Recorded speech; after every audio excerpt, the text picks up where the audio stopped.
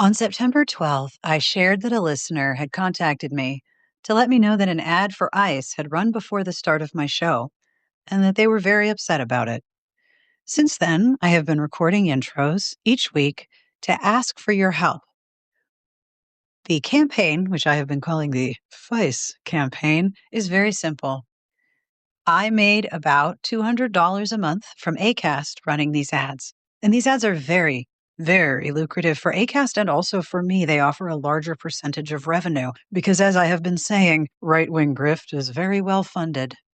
If I can increase Patreon pledges by $200 a month, I will turn off all of the ads that are dynamically inserted before and after the show for everyone. So instead of joining a Patreon for ad-free episodes, you can join the Patreon to turn off dynamic ads for everyone. It is now November the 19th, and I am $1 away from the goal. Thank you, thank you, thank you for everything that you have done to make this campaign a success. We are $1 away from turning off all dynamic ads from beginning and end of this show. If you've been thinking about joining the Patreon, now would be a fabulous time, and you can gift a membership. Patreon pledges, in addition to eliminating all those dynamic ads, cover hosting, distribution, paying for transcripts from Garlic Knitter, and keeping me going week after week. As I've said, it's like buying me one nice cocktail a month, and thank you very much for doing so. Your benefits for being a Patreon include being guests on these episodes, plus a lovely Discord community, full PDF scans of Romantic Times, and monthly crafty Zoomy hangouts. I am honored to have all of you in the Patreon in my community, and I invite you to join us. Thank you so much for your support and your understanding. On with the show. Hello and welcome to episode number 693 of Smart Podcast Trashy Books. I'm Sarah Wendell with about 75% of my voice, and it is time for holiday wishes. We do this every year, and I know how much you love it, and I am so excited to share these episodes with you. If you're new, let me explain how this works. Every year, members of the podcast Patreon, and this year Smart Bitches After Dark, are invited to connect with me to share a book that they loved, wishes for everyone for 2026, and if they wish, a terrible joke. This means that for the next few weeks, my guests are all of you. In this episode, we're going to talk with Susie, Elizabeth, and Alanna. We've got classics, new mysteries, series romances, and a Sapphic yearning. I have a record number of people signed up to do holiday wishes conversations with me, and these episodes are so uplifting and delightful. I am so excited. And there is still time to sign up if you would like to join in. I promise it's not scary. It's super easy. It's just you and me having a conversation. If you are in the podcast Patreon, you can find a post inside Patreon with a link, or you can message or email me. Easy as pie. I also get to have a compliment in this episode, which is so great. To Emily Jane, all the animals that you observe and admire are doing the exact same thing when you appear at the window because they admire how thoughtful, careful, and very, very kind you are. If you would like a compliment of your own, head over to patreon.com/smartbitches. We would love to have you join the Patreon community. Support for this episode comes from Puck You by Flynn Novak. If you like steamy, sexy rivals to lovers romances with intense competition and chemistry both on and off the ice, you are going to love this book. I've said this before on Smart Bitches, but I love romances where both characters are athletes. Same sport, different sport, I don't care. Athlete characters create some of my favorite conflicts.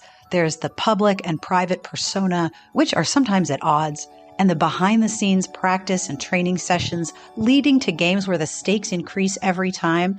It's like rivalry and competence porn. I love it. In Puck You, not only are both characters hockey players, but the story highlights the disparity between women's and men's sports teams on the college level. When Grace Gilman transfers to Dallard University for her senior year, she's excited to play top-level hockey with a high-ranking team where she expects top-tier facilities and opportunities. But her excitement quickly fades when she learns that the women's team is not a priority. Sebastian Evans needs this year to go perfectly.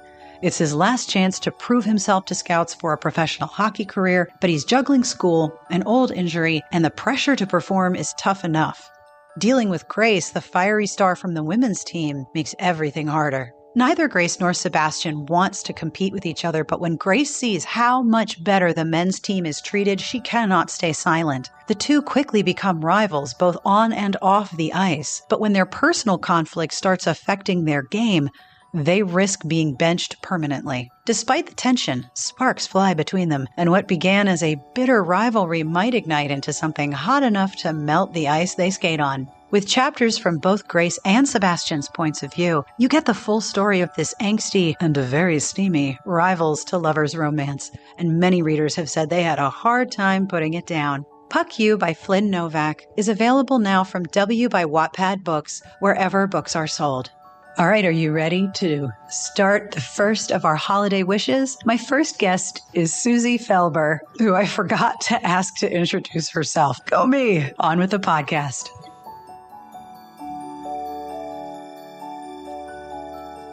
First question, what is a book or books, I understand it's hard to limit, that you really enjoyed this year? It does not have to be a 2025 book. I'm going to make it really quick, and I brought visual aids for you. Number one was Charles Dickens' Great Expectations. I was not expecting that, but okay. I don't know why I never read Dickens before this year. This was my first. No kidding. So I'm embarrassed to say that. I maybe just didn't think it was for me, and I completely loved it. So that's number one. That was great. Did you read it? Did you love it? Oh, yeah. I had to read it in school, but I remember it. I also remember by memory the last paragraph of Great Expectations. Get out. Yeah. And as the morning mists had risen long ago when I first left the forge, so the evening mists are rising now. And with all the broad expanse of tranquil light they showed me, I saw no shadow of another parting from her. Oh, that is really good. I could probably be doing something good with that brain cell, but that's its job. How did you have to do that for school? Did you present it? I had to present, and we did this was an English teacher who really liked to do a lot of things with names, like what do all the names in the story mean? But that I remember, it's just kind of embarrassing actually. That I memorized. I nailed it. Yep. Mm-hmm. I saw no shadow of another parting from her. I ended up memorizing it because it was part of the TV show Beauty and the Beast with Ron Perlman and Linda Hamilton, which as a young Sarah, I was obsessed with. This is one with Vincent where he's like, looks like a big, tall cat man.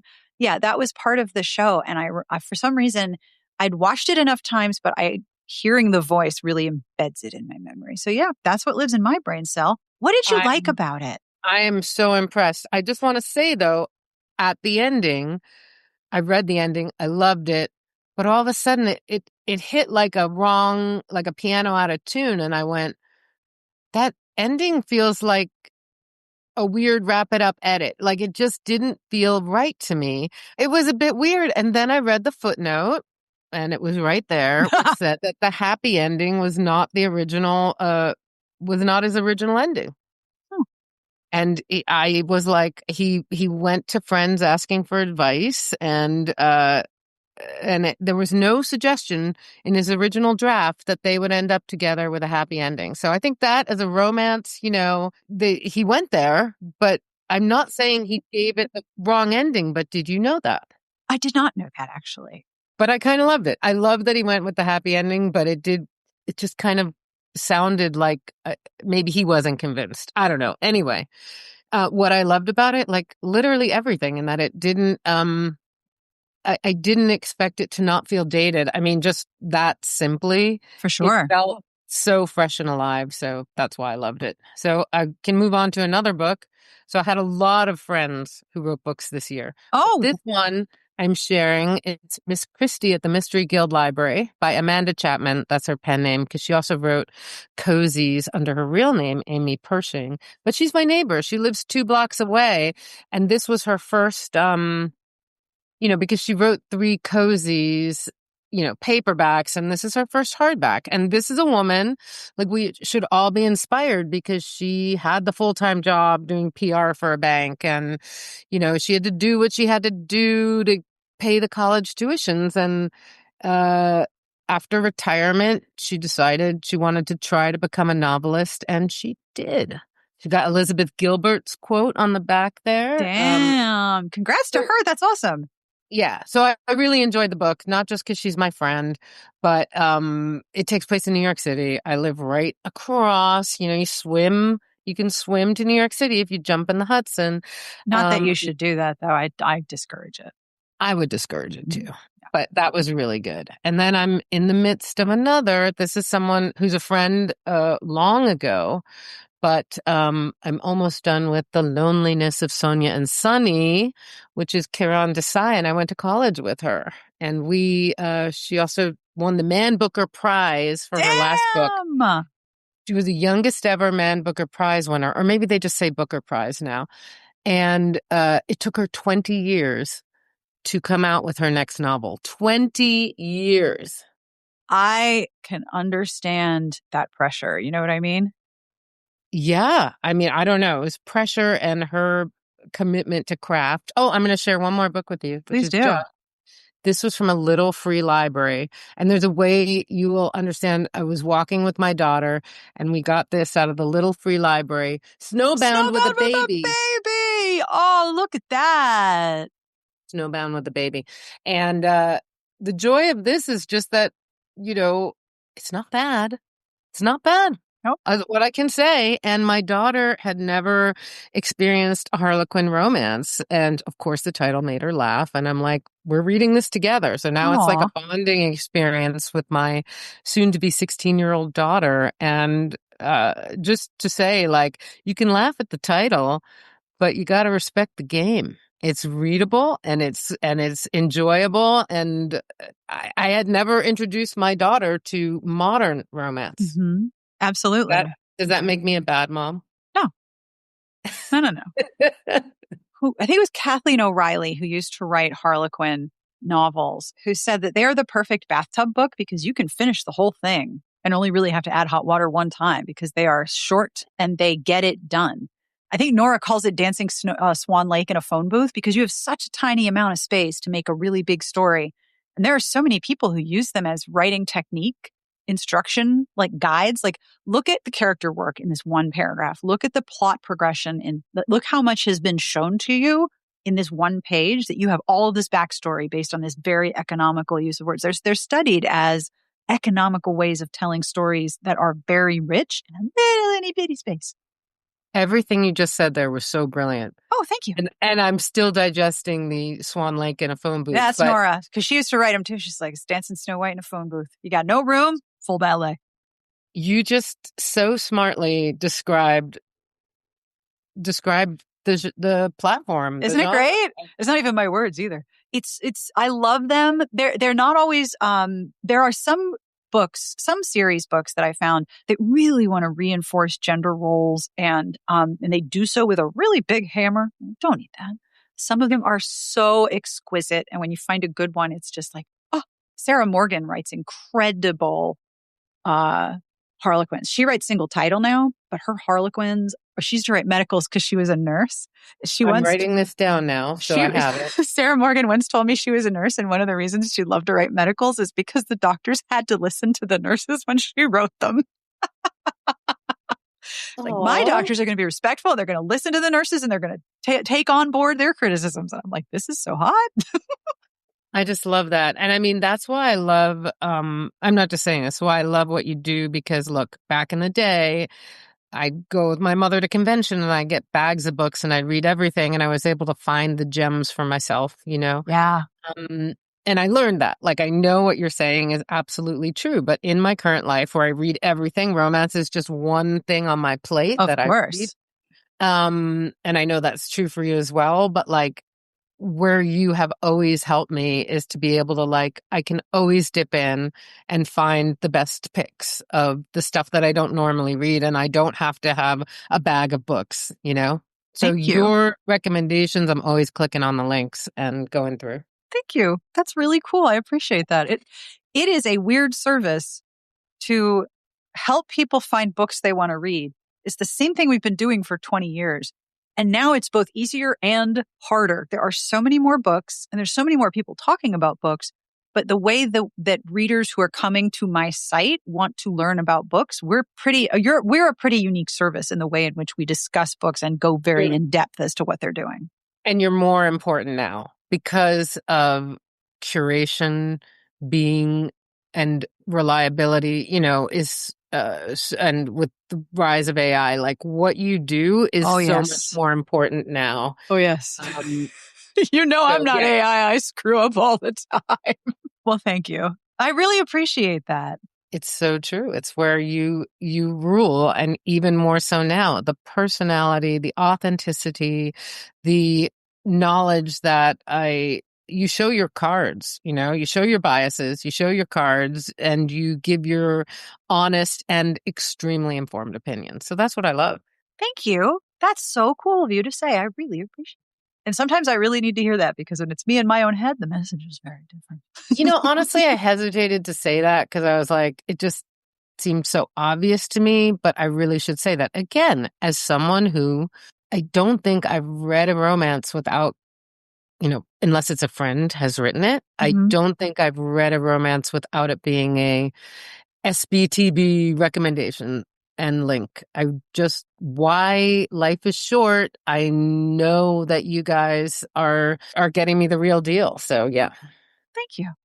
I appreciate that very much. Do you have wishes for 2026 that you would like to share? The wishes are just for everyone to feel you're not alone, like especially at this time now and this climate and going down rabbit holes on social media.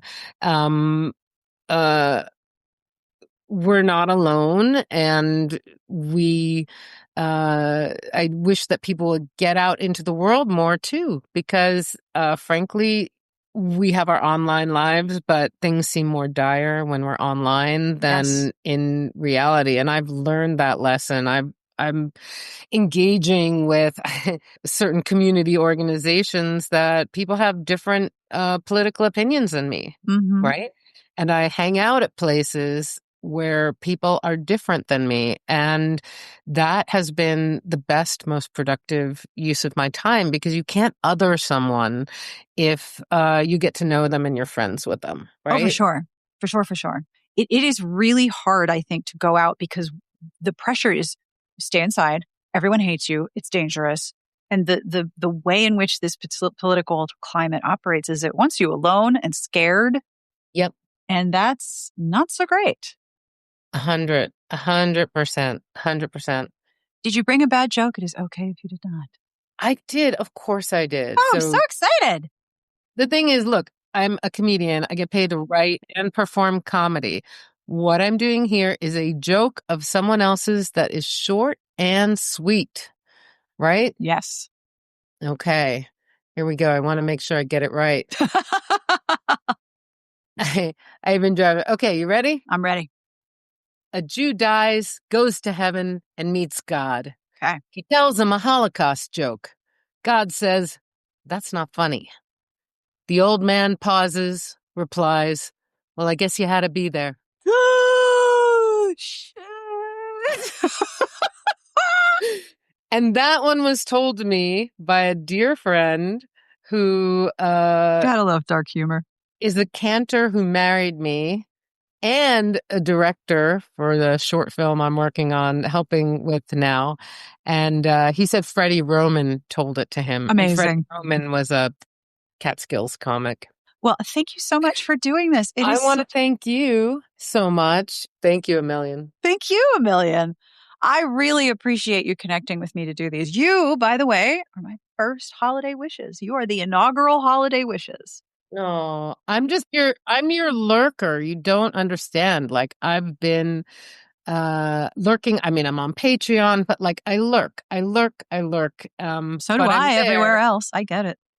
So when I saw the call out, I was like, I would just like to see her. And and I thought you're recommending a book, tell a joke. Like it's all frankly freaking lovely.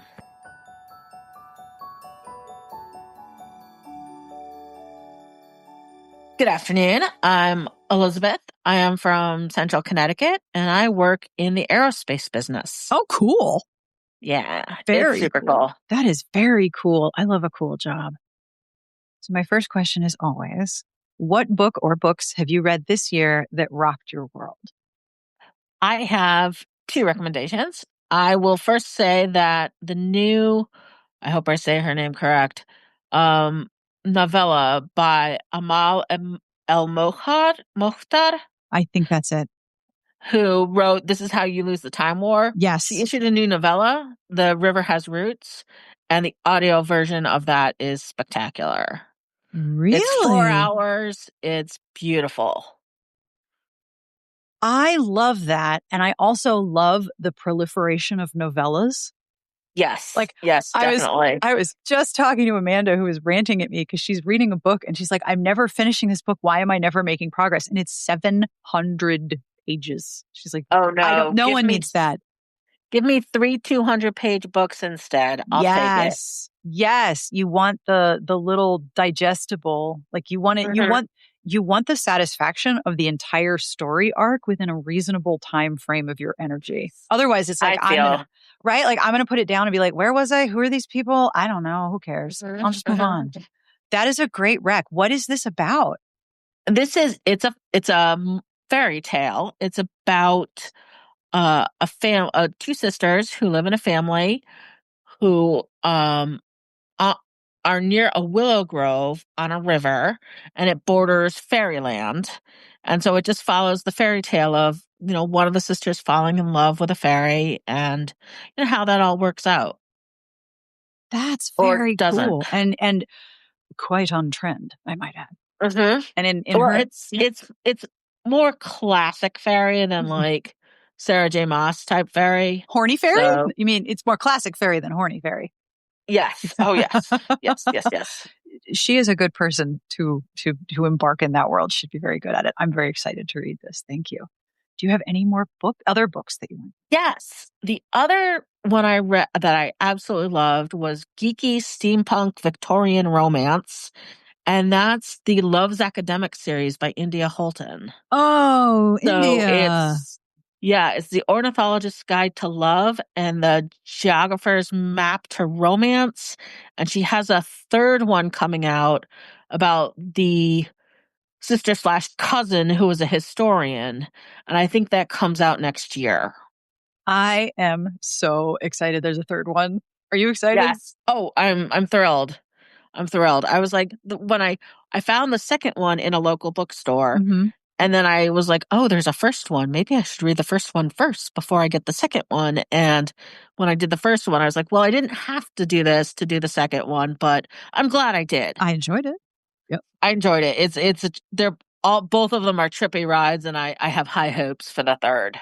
My experience reading the first one was, this is so great. Where has this been? Yes. Yes. Right? Like, I am Mhm. jonesing on this. I love this so much. Where has Mhm. this been? Why have I not had this before? Right. And I hope there is more. Please, please let us put it into the universe. What wishes do you have for people in 2026? Well, I took my preteen nieces to see Hamilton on Broadway in Boston. This was their first Broadway musical. They had been to the Nutcracker for 3 years in Boston, and just the joy and delight those two girls experienced from the musical. I would wish everyone to just have that kind of fresh out of a musical joy and delight in their lives in 2026. That is such a specific, ebullient feeling. Yes. Like, I have Yes. just seen live theater. And the thing about theater is that it only exists when it's being performed. Yes. It's very temporal. Like you Hmm. can read a screenplay, you can read a libretto, but it only exists when it's happening. Right. And so And you got to be part of that happening is such a unique yes. joy. Yeah. And it was great because even the show was at 8 o'clock at night. So we didn't get home until, late. But Uh-huh. the next morning, the girls were up and they were arguing which was the second best song of Hamilton because they agreed on the first best song. Which did they think was the first best? The first best song was All the King's Parts. Fair. Absolutely fair. Yes. They make good Yes. choices. The second favorite was In the Room Where It Happens. That's a tough one to assign number two. That's great, though. Yeah. So they truly enjoyed it and they were truly joyful. And I just wish everyone kind of had that joy at least once next year. See, that's a really lovely wish. And it's doable. There's always a local theater production of something, and you can get cheap tickets for things everywhere. Reminding us that the arts are a thing that we can experience as a community is never a bad thing, right? Right.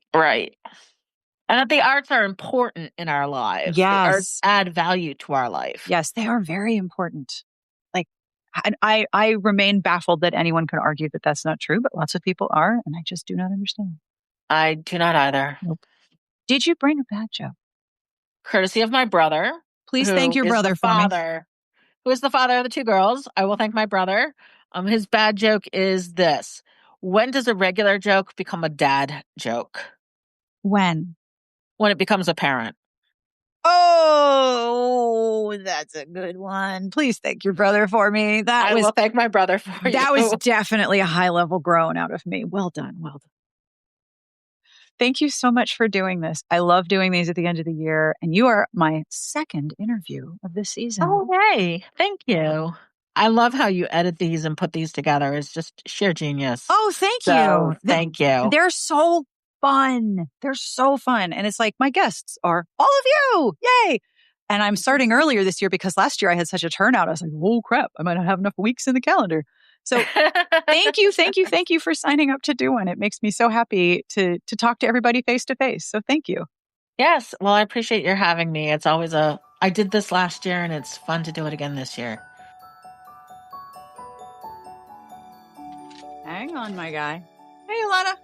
Playing blanket game. Hi, blanket game. Oh, no. Where are the treats? Where are they? Where'd they go? Are they in the blanket? Oh, no. How did they get there? What are we going to do? Oh, you're so smart. Nice.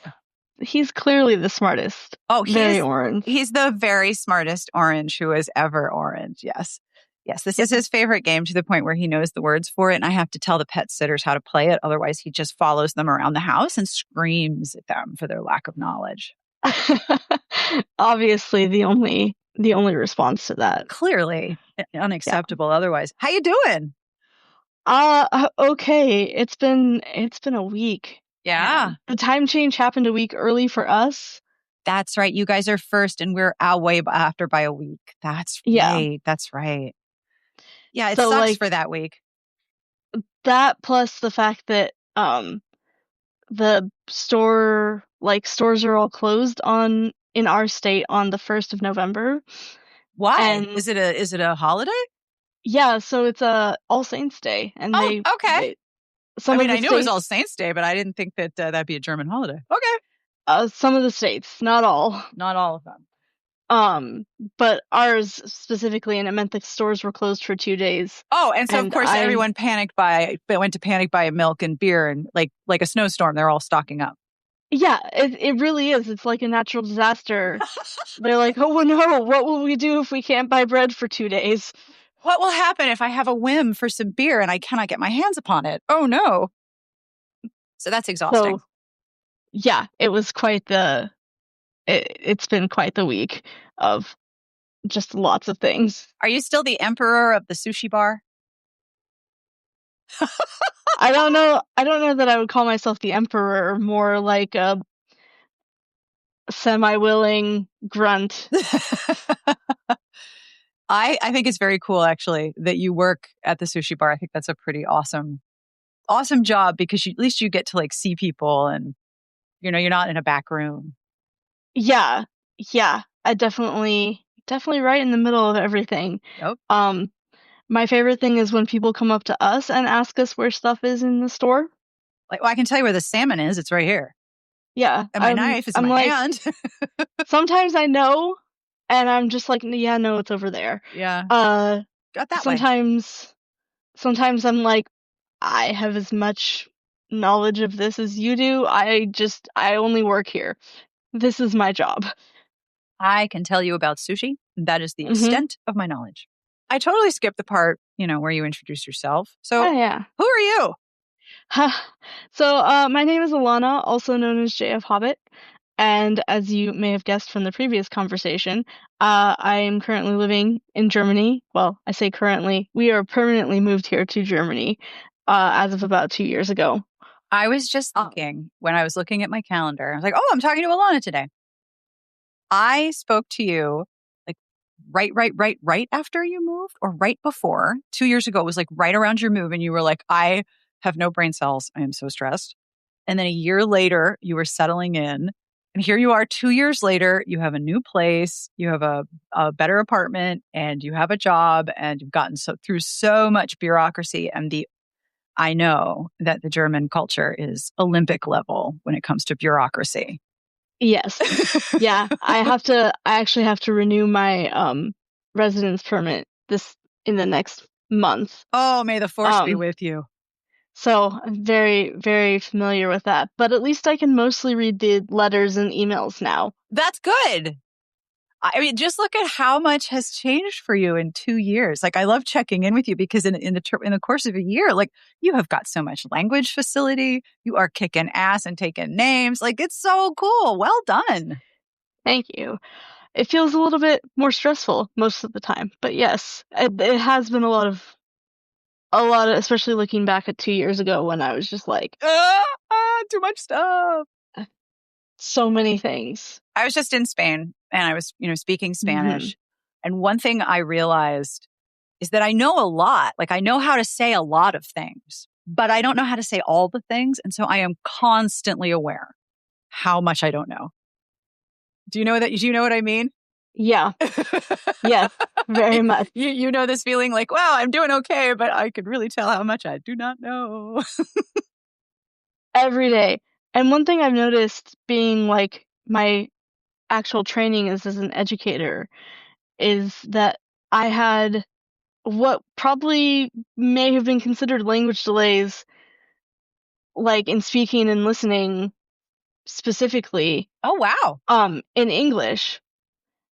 But because I was so good with language just in general, I kind of managed to get around it to where I could, like, if I didn't hear every single thing a person said, I could fill in the gaps. Yeah, your parsing got way, way leveled up. Yeah. Mm-hmm. But then I got to German and I'm like, people will come by and like other people who work at the store but not for the sushi place will come by and like try and chat, and I'll like be smiling and nodding and 5 minutes later be like, oh, now I know how to respond to that. Yes. What you just said. Yes, I know this exact feeling. And it's like, I know how to do these superficial reactions. Why did my brain just restart? Mm-hmm. I didn't need the blue screen of death right now. What the hell? Of just like, there's a response there. I know it's there. I know I probably know what it is. Yes, I will. It's the worst spirit of the staircase, like they say in French. Like 3 or 4 minutes later, you remember what you're supposed to say. Mm-hmm. That is the worst. Yeah, and sometimes I just tell them, I'm sorry, sorry, my German's still slow. Like, it's okay, but it's still slow. Mm-hmm. It takes me a minute to get there. Oh, yeah.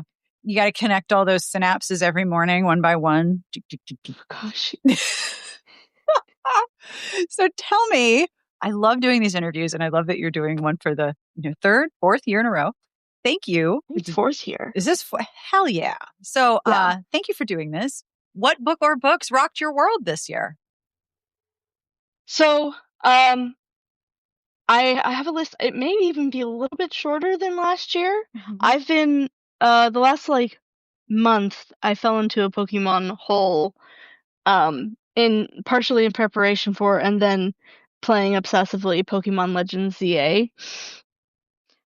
Which in terms of storytelling is, I think, probably one of the best games of this like modern era of Pokemon that they've done so far. It's got a really good story. That's excellent. I love how hard they work on the story. It is. They have always had a pretty solid story format, but they've really gotten better at building up different characters to like popular, like the cast of this game in particular. some of the characters are very divisive, but that means they were written really well because people have very strong reactions to them. Yes. Because if you wrote a boring milquetoast character, no one would give a shit. Yeah, exactly. That's super great. So is one of the things that got you through this year Pokemon? Yeah, definitely. I started playing actually about a year ago Pokemon Go again, a year and a half ago. Which helped me when I wasn't working outside of the house, working mostly from home to get out and like explore and take in the surroundings. Yep. And so now that it still helps me like remember that the outside exists when I'm not working. Yeah, I haven't found anyone local who plays it. I finally got my spouse to start playing it. Well done. Kind of grumblingly. It's 'cause you're nice. It's 'cause you're nice. Yeah. And they're like, it's because I love you. Yep. But yes. So books. Got any So books? books, yes. The first one was the very, very beginning of the year, Heart Waves by Anita Kelly. Oh. It was she independently published it because she couldn't get publishers to take it, and I read it and I was like, I don't know what they're on about because it was a deep book, but it was just so focused on like queer joy in the face of the existential crisis of living in America that it was so good. Queer joy, found family, all your favorite things. all of my favorite things. So yeah, I read it and I was like, oh my gosh. It was easily my first favorite because I read it like the first week of the year. I did a lot of rereading this year. I think I've only reread Murderbot one time this year, which is maybe like I'm like, wow, how did I get away with only one time? It's because I re-listened to like the second half of the Side Changeling series That'll take some time. and all of Side Changeling Trinity. Yep. Okay. You and I were rereading the same things, by the way. Yeah. And I started listening to the audiobooks for Ice Planet Barbarians over the last couple of months, which I had never done. I'd always read them in ebook form. So that has been interesting. All right. So I got a question for you. All right. That's a lot of sexy times. It's a lot of sexy times being described to you. How are you with explicit, frequent sex in audio? It depends on the book and it depends on my mood. So like sometimes, because I'll sometimes listen to them at work with, and then I'm like literally on display in a kiosk with glass walls while walking around preparing sushi ingredients and listening to Ice Planet Barbarians. See, okay, I'm sorry, that is so fabulous. You're in a booth making sushi in the German grocery store, listening to Ice Planet Barbarians. This is so perfect. Thank you for sharing this with me. I'm delighted. And like sometimes I'm totally fine with that. It's great. And sometimes I like get to a particularly spicy scene and I'm like, nah, I don't think I can listen to this with a straight face right now. I am guilty of listening just like on my phone speaker when my spouse is still asleep, and then they'll wake up and be like, what are you listening to? So yeah, sometimes I have to be like, oh yes, I do have headphones. I could actually wear those. That's like 3 of my rereads. I also reread the entirety of the Bright Falls trilogy by Ashley Herring Blake. Like I think I reread it twice this year. Because I something about the characters in particular. Yeah. Just like really hit me. And I love a good Sapphic yearn. And there's so much of it. Is there a lot? I mean, so much yearning. Well, I mean, Ashley Herring Blake is pretty great at yearning. Yeah. And the next book too, Aubrey McFadden is Never Getting Married, by Georgia Beers. Also like enemies to lovers, forced proximity, all around weddings of mutual friends, and so much yearning. So not only do you have yearning, but you have wedding drama. Yeah. Like other people, I'm such a terrible person. Other people's wedding drama even fictional, I am fascinated. I wish to know it all. It is so Right? fascinating. And then I'm like, but also like, oh my gosh, I would die. Our wedding was so non-dramatic that it just like all kind of, it was all very casual and kind of worked out perfectly in a very short amount of time. So I'm like, what is all this? Like, I don't know if I could handle the months of lead up. No. So another good book for Sapphic yearning, Make Room for Love by Darcy Liao. It was Asian American rep, which was awesome. It was also a butch woman with a trans woman, and again a little bit of forced proximity and great yearning. I reread multiple times Meeting Millie and Tempting Olivia, by Claire Ashton to prepare for discovering Nicola, which dropped in May and was easily one of my favorite books of the year. Yay! Oh, isn't it lovely when the third of a trilogy just makes you happy? She landed it so perfectly. Yes. Pulling together like all of these threads from the first two books. That is the best. That I was just like, oh, this is a perfect third book. Plus, it was like the older Sapphics. Yep. And like the self-discovery post-menopause Sapphics. That I was like, oh, because I remember being a teenager and reading books about like young adults and being like, oh my gosh, this is what my life will be like in 10 years. And now I read books about 22-year-olds and I'm like, oh, honey. I'm like, oh, okay, yeah. Oh yeah, you definitely are. That is a Yep. thing that I thought and acted and did at 22. Yes. Yeah, your 20s are a mess. Like one of my children just turned 20 and I'm not telling him this, but I'm like, the next decade is just messy and it's okay. It's going to be It's just messy. It's just messy. But it is nice. I found a few books this year that have been written about older people and older Sapphics, like older Sapphic women in particular. Love it. And that was definitely the best of them, where I'm like, oh, okay, I can have this experience again of like, this is a view of like what life might be like. Yes.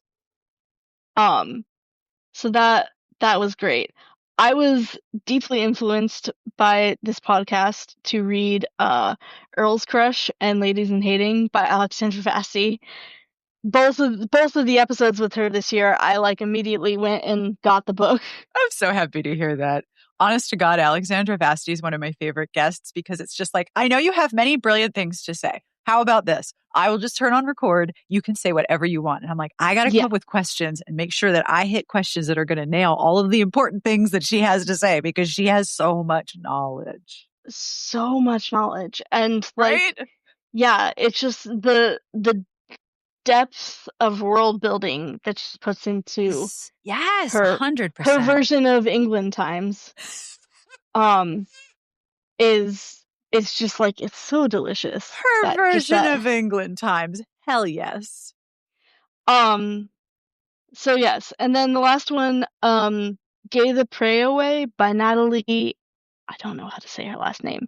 Natalie Naudus, I think.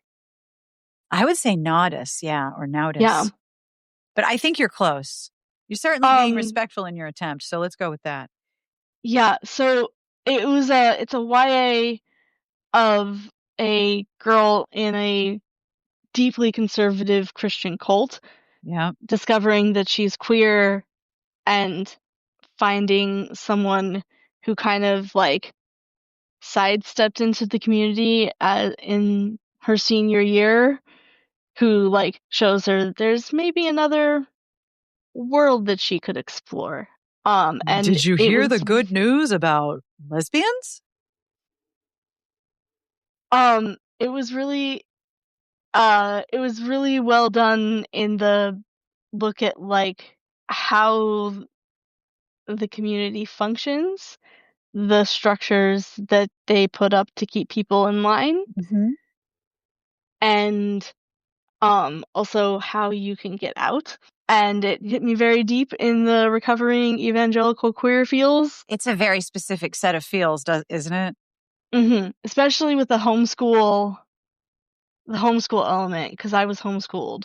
That in particular, I was like, my experience was not as extreme, but I know of people and know people whose experience was, and have seen them go in vastly different directions in their life. Yep. After getting out. Yep. And it's a very specific kind of nostalgia, because if someone gets it right and all of the nuances are correct, it's both deeply familiar and deeply scary in some ways. But also deeply cathartic to be like, Yes. okay, I was not the only one who experienced some of these things. You're not the only one who heard the good news about lesbians. Yeah. About lesbians. I had the advantage of having basically free, unlimited access to my local library. Hell yes. And then I had to throw in an honorable mention to the very virile Viking. Because oh my God. You reading this was one of the highlights of my year. You in the Discord reading this book was one of the highlights of my year. Please tell me. I can't say that I liked it. No. But it did leave an impression on me.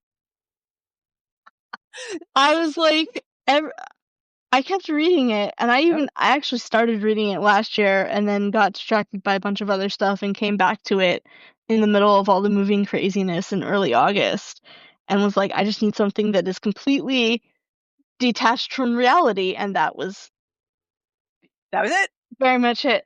The early 2000s jokes about women's roles. Oh yes. And the very frank way that he discussed his virality, and the like weird supernatural whales, and just there's so much about it. Yep. All the children coming with him. Yep. All the kids coming with him, and like being this woman is basically like, oh, here's like this dream guy, but also like his 9 kids. All 9 of them. Yeah. All 9 of them. All 9. From like 16 to 2. Yep. And they are all in the future with him. They all had to come along too. Yep. Yeah.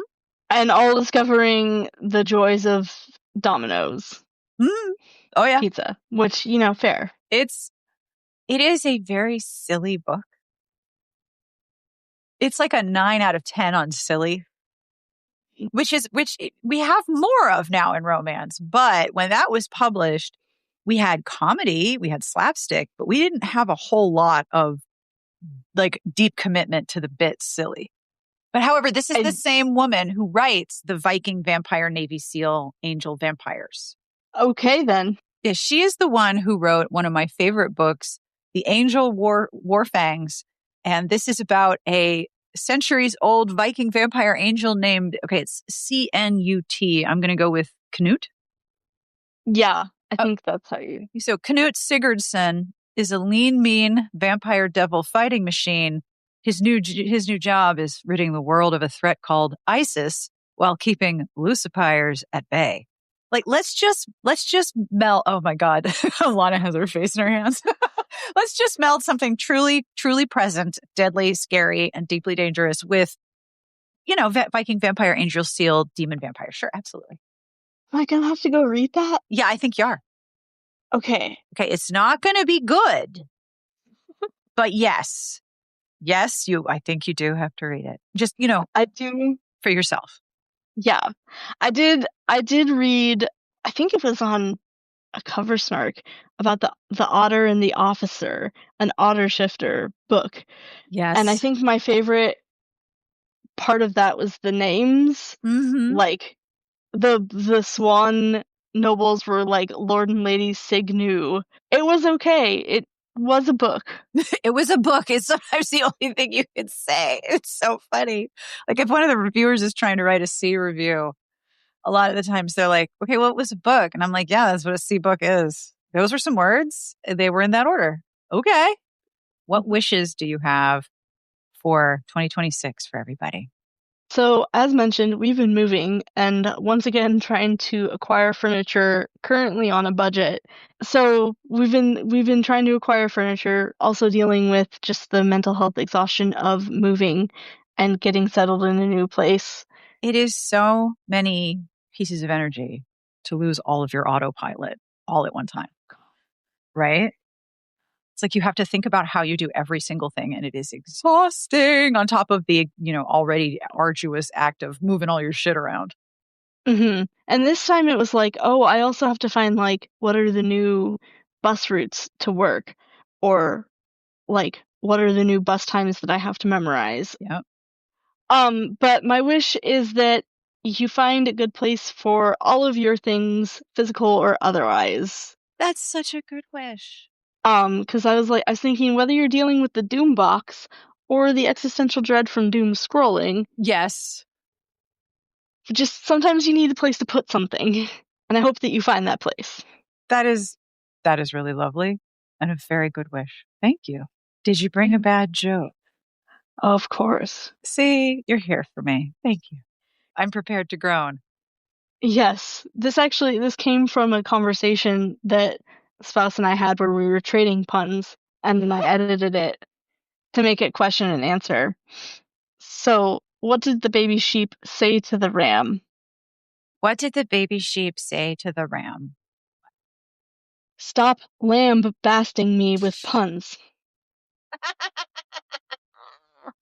Ooh. Thank you so much for doing this. It is really lovely to connect with you, and I'm really happy that you are doing so well. Yes, I love doing these every year. It's been one of the only constants, which is weird to say, but also kind of true. Well, I'm really gratified to be a constant. That's a lovely compliment. Thank you. Yes. And that brings us to the end of this week's episode. Thank you tremendously to Susie, Elizabeth, and Alanna for connecting with me. We have got more Holiday Wishes episodes coming each week through the holidays and into the new year. And I am so excited to host all of you as my guests. And we get great book recommendations and some bad jokes. I also want to let you know, as I mentioned in the intro, if you're in the podcast Patreon or in Smart Pitches After Dark, you can still sign up to connect with me to be part of the Holiday Wishes episodes. You can find a link in the podcast Patreon or in Smart Pitches After Dark. And if you're wondering where to find it, please email me. I love connecting with everybody. And I promise it's not scary. Really, really, really, it's not. While there were many, many jokes in this episode, I have one more. And I love this joke because it's terrible. That's why I tell them to you. Did you hear that Julie the Sultana has been cheating on her husband, Steve the Raisin? What do you mean you don't care? I have to keep you up to date with current affairs. Current affairs. I should write this as a blind item. Current affairs, up to date. Oh, so many puns. I love a good pun. My apologies for the state of my voice. This is actually an improvement, but I really appreciate your sticking with me. Before I go, if I could humbly ask you to leave a review at Apple Podcasts or wherever you listen, it makes a tremendous difference for the show. On behalf of everyone here, we wish you the very best of reading. Have a wonderful weekend. We'll see you back here next week for more holiday wishes. And in the words of my favorite retired podcast, Friendshipping, thank you for listening. You're welcome for talking.